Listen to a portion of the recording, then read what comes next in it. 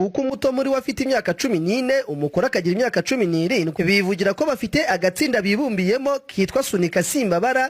Babweke izina Sunika nuko batubonyeho gusambana cyane, ubwo nabwo bwarishwa mangakije bubona burazamutse buravuga ati reka tujye muri Sunika. Mwasunitse ibitoki mukareka gusunika amagara yanyu, ukifata imyaka 16 ukajya hariya ngo ngiye muri Sunika mukaniyita icyo kizina kigayitse gutyo, aho kujya ujya gusunika ibitoki ukajya gusunika amagara yawe. Ariko umwana w'imyaka 16 umugabo umugura we ntago arwaye mu mutwe. Niba uri umugabo ukajya kugura umwana w'imyaka 16 irebe nawe ugana ibitaro by'abasazi wivuze kuko nawe warasaze. Usubiye saze gute? Ni nk'aba mbona birirwa bahennye nibi nyine bari kwigisha abana. Niki se babigisha? Ariko ubuyobozi bukurikirane kino kintu, bukurikirana abo bagabo batagira isoni. Ngo ni nyuma y'imibereho mibi babonye batabasha kwihanganira bagahitamo gushakira amafaranga mu ngorane, dore ko aba bana bataniga cyane ko benshi muri bo banikodeshereza amazu yo kubamwo. Namwe mwadukobwa mwe kandi mukuraho ngaho inzitwazo zanyunga ubuzima. Abakobwa bose mu myaka 21 babayeho ubuzima bwiza, mureke kwitwaza ubuzima. Ubuzima turabushaka, ntago ubuzima budushaka. Ariko kandi ubuzima ntago bushakirwa mu gutandaraza no kuryamana n'abagabo ngo muri gukora umwuga w'uburaya mungana gutyo. Kambabwire mukura amaboko mu mufuka, mureke guheza amaguru mu buriri. Sibyo? Leta ntago ifasha abantu kuko biyandaritse, yanagufasha utariyandarika. Uri muke ako nkibaza ufite amaboko ufite amaguru uracyari umwana mutoya uracyafite imbaraga, utangiye gusaba ubufasha nk'umukecuru ugiye kugubwaho n'inzu. Ubundi mufite ikihe kibazo?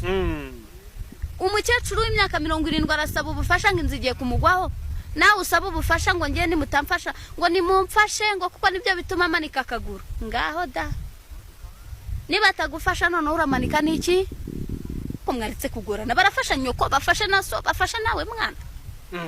Ibyo bintu birashoboka. Ahubwo imyaka ugezemo ariyo yo gufasha iwanyu na leta ikakunganira, none uyu munsi urashaka ngo bafashe iwanyu nawe bagufashe.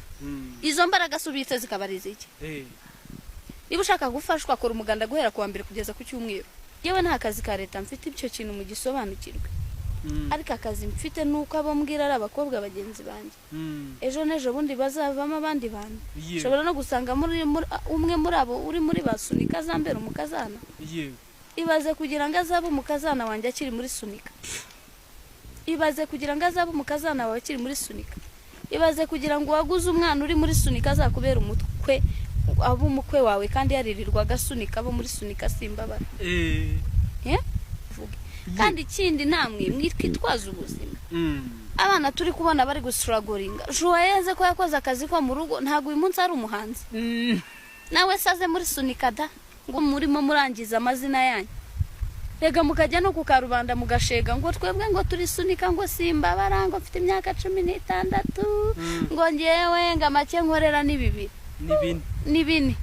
koko.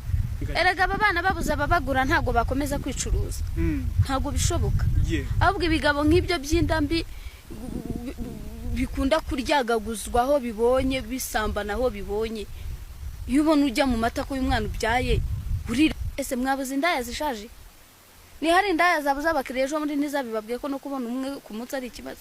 Gutya abantu twese tukazanga tukavuga ngo bari abantu bafite ikibazo cyo mu mutwe.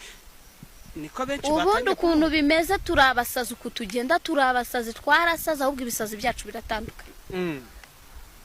Hari abafite ibyo kwiruka, hari abasajijwe n'ubusambanyi, hari abasajijwe na Yesu, hari abasajijwe na mugo, hari abasajijwe n'urumogi, hari abasajijwe n'amafaranga. Mbese turabasazi ahubwo icyadusajije nicyo gitandukanye. Yaje tuno dufite depression bakubita ingegera bajyana mu nzererezi. Bariya bo bakeneye gukubitwa no kuganirizwa.